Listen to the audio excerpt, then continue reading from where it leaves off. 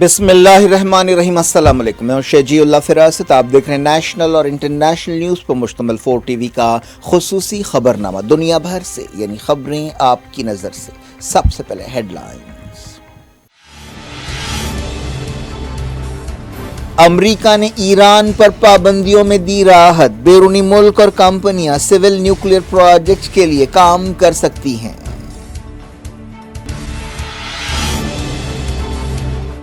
Vienna بات چیت کے اہم مرحلے سے پہلے امریکہ کا فیصلہ، ایران متاثر نہیں، کہا تمام پابندیاں ہٹائی جائیں۔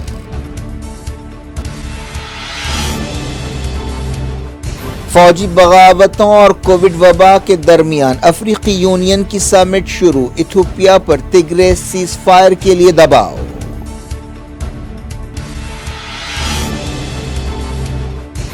یوکرین پر تناؤ کے بیچ فرانس اور جرمنی کے لیڈرز ماسکو اور کیف کا دورہ کریں گے۔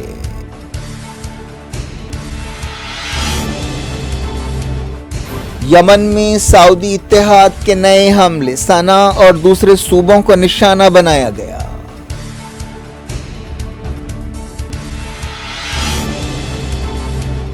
اسرائیل کو لبنان میں دخل دینے نہیں دیں گے، حزب اللہ لیڈر نعیم قاسم کا خطاب۔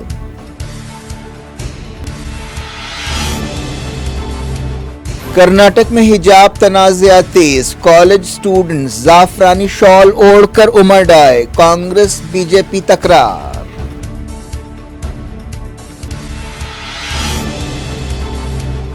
مجھ پر حملہ کرنے والے وہی ہیں جنہوں نے گاندھی کو قتل کیا تھا، اتر پردیش کے باغپت میں اسد اویسی کا خطاب۔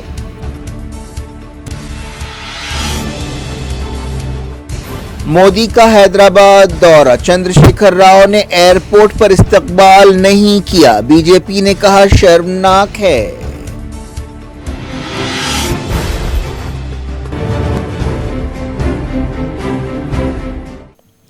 ہیڈ لائنز آپ نے دیکھی، اب خبروں کی تفصیل کی طرف آپ کو لیے چلتے ہیں۔ امریکہ نے ایران کے خلاف لگائی گئی پابندیوں میں کچھ راحت دی ہے۔ یہ خبر ایک ایسے وقت سامنے آئی ہے جب نیوکلیئر ڈیل بحال کرنے کے لیے ایران اور عالمی طاقتوں کے درمیان ویانا میں بات چیت ہو رہی ہے۔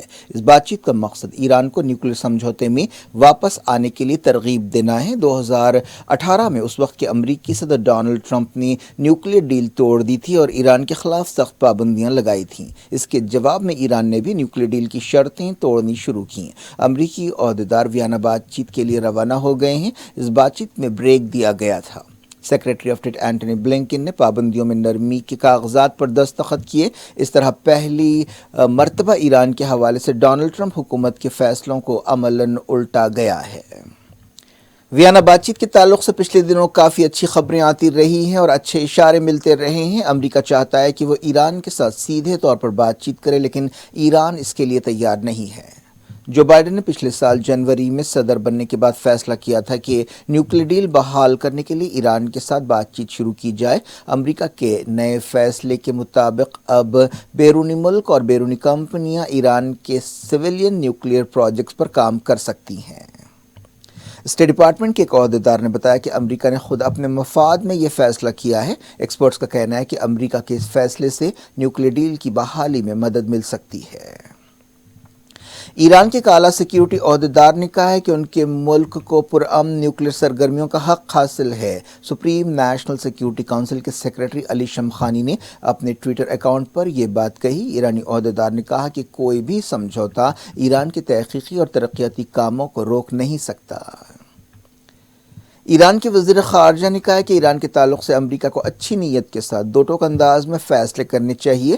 حسین عامر عبداللہیان نے کہا کہ ہم نے یہ بات امریکہ پر صاف کر دی ہے کہ وہ دوسرے ملکوں کے ذریعے پیغامات بھیجنے کے بجائے عملی طور پر خیر سگالی کا مظاہرہ کرے۔ ایران چاہتا ہے کہ اس کے خلاف پابندیاں مکمل طور پر ہٹائی جائیں۔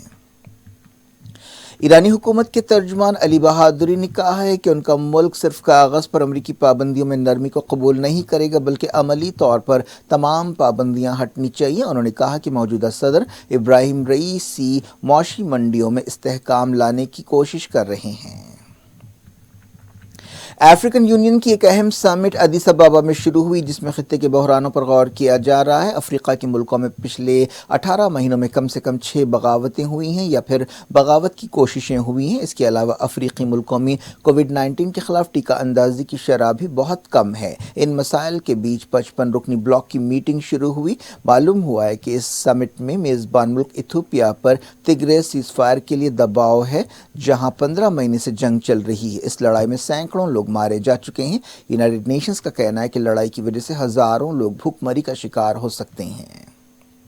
افریقن یونین 20 سال پہلے بنائی گئی تھی جس کا مقصد عالمی تعاون کو بڑھاوا دینا ہے اور رکن ملکوں کے درمیان ہم آہنگی پیدا کرنا ہے۔ حال ہی میں 4 ملکوں کو افریقی یونین سے نکالا گیا تھا جس کی وجہ وہاں پر فوجی بغاوتیں ہیں۔ کچھ دن پہلے ہی برکینا فاسو میں فوج نے صدر کا تختہ الٹ دیا تھا۔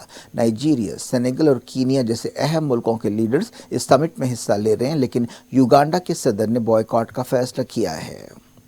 افریقن یونین کمیشن کے صدر نشین موسیٰ فقی محبت نے بعض ملکوں میں فوجی بغاوتوں پر فکر مندی کا اظہار کیا ہے۔ سمٹ اتوار کو بھی جاری رہے گا۔ ساؤتھ افریقہ کے صدر سائرل رامافوسا نے کووڈ-19 وبا کے بارے میں افریقن یونین سمٹ کے دوران پریزنٹیشن دیا۔ معلوم ہوا کہ سمٹ میں اسرائیل کے بارے میں غور کیا جا رہا ہے۔ فلسطینی وزیر اعظم محمد شتی نے افریقن یونین سے مطالبہ کیا ہے کہ اسرائیل کو مبصر ملک کا درجہ نہ دیا جائے۔ انہوں نے کہا کہ اسرائیل کو فلسطینی عوام کے تعلق سے نسل پرستانہ پالیسیوں کی وجہ سے کبھی اس طرح کا انعام نہیں دینا چاہیے۔ افریقہ کے ملک مالی میں ہزاروں لوگ فرانس کے سفیر کو باہر کرنے پر جشن منا رہے ہیں۔ دونوں ملکوں کے درمیان حالیہ عرصے میں تعلقات میں کافی تلخیاں پیدا ہوئی تھیں۔ فرانس کے سفارتکار کو ملک چھوڑنے کے لیے 72 گھنٹوں کا وقت دیا گیا تھا۔ حزب اللہ کے ایک اہم لیڈر نے کہا کہ تنظیم کبھی بھی اسرائیل کو لبنان کے معاملات میں دخل دینے نہیں دے گی۔ حزب اللہ کے ڈیپٹی سیکریٹری جنرل شیخ نعیم قاسم نے جمعے کی شام ایک تقریب سے خطاب کرتے ہوئے کہا کہ حزب اللہ کے مجاہدین صہیونی دشمن کو روکنے کے لیے کوئی بھی قربانی دینے سے پیچھے نہیں ہٹیں گے۔ پیر کو خبر آئی تھی کہ لبنان کے عہدیداروں نے اسرائیل کے 15 جاسوسی نیٹ ورکس کو بے نقاب کیا ہے۔ سعودی عرب کے فوجی اتحاد نے یمن کے دارالحکومت صنعاء میں ہوائی حملے کیے۔ بعض دوسرے صوبوں میں بھی بمباری کی گئی۔ فرانس کے صدر اور جرمنی کے چانسلر آنے والے کچھ دنوں میں ماسکو اور کیف کا دورہ کریں گے جس کا مقصد یوکرین کے بارے میں تناؤ کم کرنا ہے۔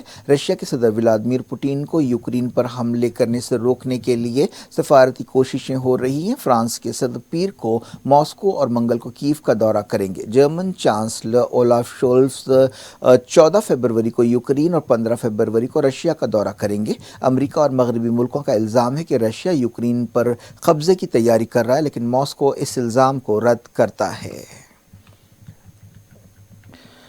یو اے ای پر حال ہی میں ایک حملے کے لیے عراق کی ایک شیعہ تنظیم نے ذمہ داری قبول کی ہے جس سے ہلچل مچی ہوئی ہے۔ ایکسپرٹس کا کہنا ہے کہ یہ حملہ ایران کی طرف سے یو اے ای کے لیے ایک پیغام ہے اور اس کے تار یمن جنگ اور اسرائیل سے جڑے ہوئے ہیں۔ ایک تنظیم الولایت الوداع الحق نے یو اے ای پر حملے کی ذمہ داری قبول کی تھی اور کہا تھا کہ اس نے عراق اور یمن میں امارات کی پالیسیوں کا بدلہ لینے کے لیے ابوظہبی کے بعض اہم مقامات پر حملہ کیا ہے۔ اس کا یہ مطلب ہے کہ یو اے ای کو اب دو طرف سے نشانہ بنایا جا رہا ہے۔ اس سے پہلے یمن کے حوثیوں نے بھی امارات پر کئی حملے کیے۔ اس دوران عراق کے شیعہ عالم مقتدی الصدر نے اس حملے کی مذمت کی ہے اور کہا ہے کہ بعض دہشت گرد تنظیموں نے عراق کو ایک خطرناک علاقائی جنگ میں جھونک دیا ہے۔ اس حملے کے ذریعے الصدر نے یمن جنگ ختم کرنے اور اسرائیل کے ساتھ تعلقات قائم کرنے کی تائید کی۔ اس تنظیم نے جنوری 2021 میں سعودی عرب کے دارالحکومت ریاض کے شاہی محل الیمامہ پیلس پر حملہ کیا تھا۔ جاری رکھتے انٹرنیشنل نیوز کے سلسلے کو قدس کے متنازع علاقے شیخ جراح میں فلسطینیوں نے یہودی آباد کاروں کے ایک حملے کو ناکام بنا دیا۔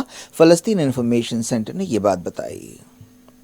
فلسطین کے ایک اہم سیاستدان نے فلسطینی اتھارٹی اور پی ایل او پر ڈکٹیٹرشپ کا الزام لگایا ہے۔ کونسل کے اسپیکر عزیز دویک نے کہا کہ موجودہ حالات میں فلسطینی اتھارٹی کی طرف سے کونسل کی میٹنگ بلانا فرعون کے اس قول کی یاد دلاتا ہے کہ میں آپ کو صرف وہی دکھاتا ہوں جو میں دیکھتا ہوں یا دیکھ رہا ہوں۔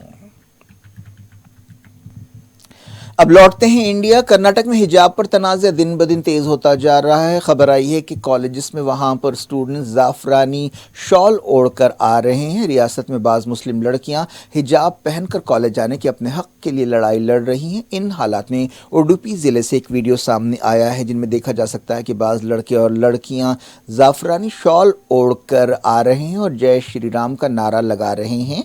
इस मसले पर खूब सियासत भी हो रही है। वीडियो में यह भी देखा जा सकता है कि बाज़ मुस्लिम लड़कियां जो हिजाब में हैं एक दूसरी कतार में ठहरी हुई हैं और कॉलेज के करीब पुलिस की गाड़ी भी पस मंज़र में देखी जा सकती है। ज़ाफ़रानी शॉल ओढ़े स्टूडेंट्स एहतजाज भी कर रहे हैं। ये लोग एक मार्केट एरिया में खड़े हैं और नारे लगा रहे हैं। इससे पहले बाज़ वीडियोज़ आए हैं जिनमें देखा गया कि एक सरकारी कॉलेज की गेट पर लड़कियां अपने प्रिंसिपल से बहस कर रही हैं जिन्हें हिजाब पहनकर आने की इजाज़त नहीं दी गई। कर्नाटक के वज़ीर दाखिला ने कहा है कि बच्चों को ना हिजाब पहनना चाहिए और ना ज़ाफ़रानी शॉल ओढ़नी चाहिए। बीजेपी ने हिजाब मसले पर कांग्रेस लीडर राहुल गांधी को निशाना बनाया है। राहुल गांधी ने हफ्ते को कहा कि हिजाब को तालीम के रास्ते में लाकर मुल्क की बेटियों को निशाना बनाया जा रहा है। बीजेपी ने अपने ट्विटर अकाउंट पर तालीम को फ़िरक़ेवाराना रंग देने पर राहुल गांधी पर तनकीद की। पार्टी ने कहा कि अगर तालीम हासिल करने के लिए हिजाब इतना ज़रूरी है तो राहुल गांधी क्यों नहीं कांग्रेस रियासतों में उसे लाजमी कर देते। इस तनाज़े के बीच कर्नाटक बीजेपी के चीफ नलिन कुमार ने कहा कि हुकूमत तालिबानियत को बर्दाश्त नहीं करेगी। उन्होंने कहा कि किसी भी स्कूल में हिजाब की कोई गुंजाइश नहीं है। कर्नाटक के चीफ मिनिस्टर बसवराज बोम्मई ने इस मसले पर जुमे को एक मीटिंग की थी और तालीमी इदारों से कहा था कि वो यूनिफॉर्म से मुताल्लिक़ कायदों पर अमल कराएं। हफ्ते को कई जगह इस मसले पर एहतजाज हुआ और रैलियाँ निकाली गईं। मुस्लिम लड़कियां गुलबर्गा में जमा हुई और नारे लगाए कि हमें इंसाफ चाहिए, गुंडागर्दी नहीं चलेगी। उडुपी ज़िले में भी एहतजाज किया गया। बुर्का पहनकर कई लड़कियां कैंपस में दाखिल हुई और हिजाब के हक़ में मुजाहरा किया। क्लासरूम्स के अंदर भी बाज़ स्टूडेंट्स ने हिजाब के बारे में और फिर हिजाब की तायद में और मुखालफत में एहतजाज किया। उत्तर प्रदेश के चीफ मिनिस्टर आदित्यनाथ ने कहा है कि बीजेपी किसी मजहब के खिलाफ नहीं है बल्कि वह खुशामद की सियासत के खिलाफ है। एक टीवी चैनल से बातचीत करते हुए उन्होंने कहा कि मुसलमानों के साथ मेरे ताल्लुकात वैसे ही हैं जैसे उनके ताल्लुकात मुझसे हैं। सदर मजलिस असदुद्दीन ओवैसी ने कहा है कि जिन लोगों ने उन पर हमला किया है ये वही लोग हैं जिन्होंने गांधी जी को कत्ल किया था। उत्तर प्रदेश के छपरौली असम्बली हल्के में एक जलसे से खिताब करते हुए ओवैसी ने ये बात कही। 3 फरवरी को दिल्ली के करीब उन पर फायरिंग के बाद ये उनकी पहली रैली थी। बागपत ज़िले के छपरौली में अवाम से खिताब करते हुए ओवैसी ने कहा कि ये बात बहुत अहम है कि हमला करने वालों ने अपना ताल्लुक़ बीजेपी से बताया है। असद ओवैसी ने कहा कि मुझ पर 4 गोलियां चलाई गईं, लेकिन अगर अल्लाह किसी को बचाना चाहता है तो आप उसे मार नहीं सकते। सदर मजलिस ने समाजवादी पार्टी लीडर अखिलेश यादव को भी तनकीद का निशाना बनाया और एसपी की तरफ से इमरान मसूद को टिकट न दिए जाने पर तंज किया। उन्होंने वोटर से खिताब करते हुए कहा कि अखिलेश आपको भी धोखा देंगे। मजलिस इत्तेहादुल मुस्लिमीन सरगर्मी से यूपी इलेक्शंस में हिस्सा ले रही है। उसने एक इत्तेहाद भागीदारी परिवर्तन मोर्चा बनाया है। अब तक मजलिस ने तकरीबन 70 हलकों पर अपने उम्मीदवार खड़ा किए हैं। मैं आपको ये भी बताना चाह रहा हूं कि अगर जिंदगी हमसे वफा नहीं करेगी, अगर कोई कामयाब हो जाता है हमको खत्म करने के लिए, तब भी मैं आपसे कह रहा हूं कि अपने आंख में आंसू मत लाइए। हां, हमारी गाड़ी पर हमला हुआ, 4 गोलियां उन 2 लोगों ने चलाई, मगर अल्लाह जिसको बचाना चाहता है उसकी कोई जान नहीं ले सकता। और हमारा तो अटूट इस बात पर ईमान है कि जब तक कुदरत फैसला नहीं करेगी किसी की इंसान की ना मौत आएगी, जब तक अल्लाह नहीं चाहेगा ना आपकी मौत आएगी, ना कोई आपका रिस्क छीन सकता है, ना कोई आपको बेइज्जत कर सकता है। तो ये तीनों चीजें हम लिखा कर लाते। हमको ये सप्पा आरएलडी मोदी नहीं देते। हम दुनिया में जिंदा हैं तो अल्लाह के रहमो करम पर जिंदा थे, हैं और रहेंगे। गोलियां चलाने वाले वही लोग हैं जिन्होंने महात्मा गांधी को कत्ल किया था। ये 4 गोलियां चलाए हम पर, अल्लाह ने हमको बचाना था। मगर मैं उन लोगों को फिर से कह रहा हूं, میں موت سے نہیں ڈرتا ہوں، انشاءاللہ تعالی میں نہیں ڈرتا ہوں۔ مجھے معلوم ہے کہ ان تمام جتنے دنیا میں لوگ آتے اپنی ماں کے پیٹ میں پل کر جب دنیا میں آتے تو اللہ ایک وقت مقرر کر دیا ہر ایک کا، اور ہم اور آپ جائیں گے اس دنیا سے، مگر یاد رکھو میں موت سے نہیں ڈرتا۔ حکومت نے پارلیمنٹ میں کہا ہے کہ چائنا نے پانگونگ جھیل پر ایک پل تعمیر کیا ہے۔ 1967 سے اس علاقے پر چائنا کا قبضہ ہے۔ مملکتی وزیر خارجہ وی مرلی دھرن نے ایک سوال کے جواب میں یہ بات بتائی۔ انڈیا میں 1,27,952 نئے کووڈ کیس پائے گئے۔ اسی مدت کے دوران یعنی پچھلے 24 گھنٹوں میں 1,051 جانیں گئیں۔ وزارت صحت نے یہ بات بتائی۔ پازیٹیو ریٹ تقریباً 8% تک گھٹ گیا ہے۔ اب تک دیے گئے ویکسین ڈوزز کی تعداد 169 کروڑ ہو گئی ہے۔ امریکہ میں کووڈ موتوں کی تعداد 9 لاکھ سے زیادہ ہو گئی ہے۔ جانس ہاپکنس یونیورسٹی نے یہ بات بتائی۔ سعودی عرب نے فیصلہ کیا ہے کہ کرونا وائرس سے متاثر لوگوں کو صحت یابی کے بعد بوسٹر ڈوز دی جائے گی۔ وزیر اعظم نریندر مودی ایک اہم دورے پر حیدرآباد پہنچے، لیکن چیف منسٹر کے چندر شیکھر راؤ نے ایئرپورٹ پر ان کا استقبال نہیں کیا۔ اس مسئلے پر ایک تنازع پیدا ہو گیا ہے۔ حال ہی میں کے سی آر نے مودی پر سخت الفاظ میں تنقید کی تھی۔ تلنگانہ بی جے پی نے کے سی آر کی طرف سے ایئرپورٹ پر مودی کا استقبال نہ کرنے پر تنقید کی اور اسے شرمناک بتایا۔ پارٹی نے الزام لگایا کہ کے سی آر مسلسل دستور کی توہین کر رہے ہیں۔ وزیر اعظم نے اسٹیچو آف ایکوالٹی کو قوم کے نام کرنے کے لیے حیدرآباد کا دورہ کیا۔ گورنر تمل سائی سوندر راجن، مرکزی وزیر جی کشن ریڈی اور تلنگانہ کے وزیر ٹی سرینیواس یادو نے ایئرپورٹ پر وزیر اعظم کا استقبال کیا۔ پرگتی بھون میں عہدیداروں نے بتایا کہ چیف منسٹر کی طبیعت ٹھیک نہیں ہے۔ کیا کچھ ہو رہا ہے آپ کی دنیا میں؟ آخر میں ہیڈ لائنز دنیا بھر سے ایک بار پھر دیکھتے ہیں۔ امریکہ نے ایران پر پابندیوں میں دی راحت۔ بیرونی ملک اور کمپنیاں سول نیوکلیئر پروجیکٹ کے لیے کام کر سکتی ہیں۔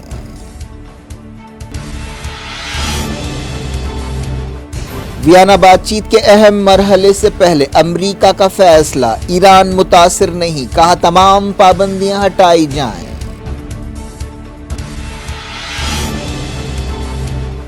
فوجی بغاوتوں اور کووڈ وبا کے درمیان افریقی یونین کی سمٹ شروع، ایتھوپیا پر تگرے سیز فائر کے لیے دباؤ۔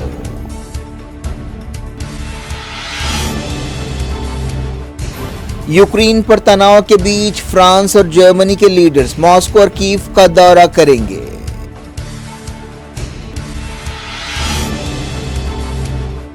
یمن میں سعودی اتحاد کے نئے حملے، صنعا اور دوسرے صوبوں کو نشانہ بنایا گیا۔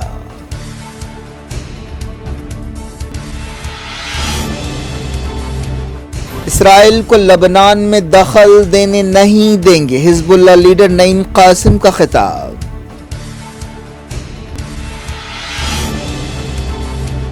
کرناٹک میں حجاب تنازعہ تیز، کالج سٹوڈنٹس زعفرانی شال اوڑھ کر امڑ آئے، کانگریس بی جے پی تکرار۔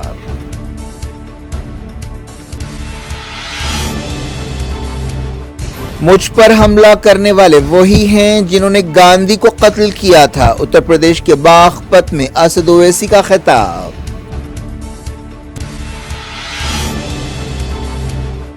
مودی کا حیدرآباد دورہ، چندر شیکھر راؤ نے ایئرپورٹ پر استقبال نہیں کیا، بی جے پی نے کہا شرمناک ہے۔